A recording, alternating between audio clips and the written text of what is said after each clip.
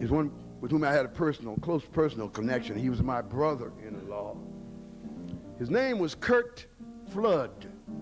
CURT FLOOD was a baseball player with the St. Louis Cardinals some 30 years ago, not even that long.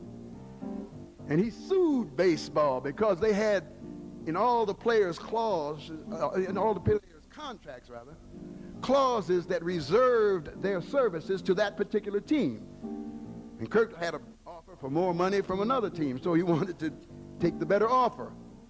And the St. Louis Cardinals said, no, you can't go because of the reserve clause. And CURT stood up to the baseball and took him to court. He too passed away just this year on the 20th of January. At his funeral were gathered some of the greatest baseball players of all time, Maury Wills and Lou Brock, Bob Gibson, Orlando Cepeda, Joe Morgan. And I was able to recite this poem that I call Brother-in-Law. With the courage to stand under his own command and do battle for what he felt right, all alone in the land, taking matters in hand, CURT FLOOD started a principled fight. Although he was maligned by the timid who whined and complained, he was rocking the boat as he summoned the strength to do battle at length.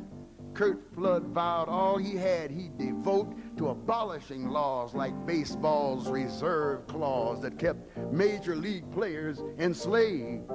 He made freedom his cause without fanfare or pause.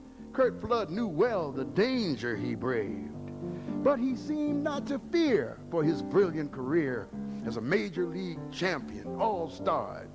His cause he would pursue, although if he lost, he knew CURT FLOOD then from baseball would be barred. He confronted the power of rich men of the hour, owners of baseball teams, and much more. Heroism the same as made his playing name. CURT FLOOD stepped up determined to score. He took baseball to court for the good of all sport, challenged the reserve clause on its face, and delivered a blow that let all athletes go. CURT FLOOD, though, did not win in this case. Heroism like his, Americans dismiss. How dare any slave rise to attack?